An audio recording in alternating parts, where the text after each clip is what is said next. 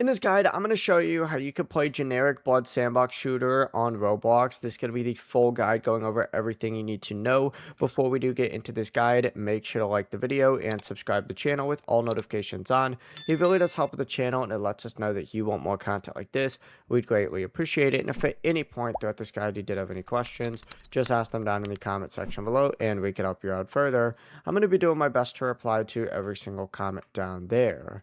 Now, first things first, once you get loaded into the game, the first thing you're going to want to do is customize your loadout. So look over on this left-hand sidebar, select the loadout, and choose the weapons that you want to use. Like you're going to have a primary tab, a secondary tab, and a melee tab right here. You need to just go through and customize these however you would like. So for primary, that's going to include stuff like ARs, shotguns, and snipers. Secondary is going to include things like pistols and SMGs. And then, of course, melee is going to include like knives, chainsaws, stuff like that. So go through, customize that first, then select loadout again to close that tab. On the right hand sidebar, you have an important thing. It's PvP on or off. With PvP off, obviously you are not going to take any PvP damage, meaning that you could just keep shooting these guys over and over and you'd be completely fine.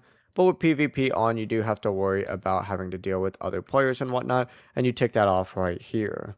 But you just need to then use your primary, secondary, or melee weapons during the fight, and you could switch between them anytime. You could also change your weapons anytime throughout the game. It's not like you have to do it on respawn.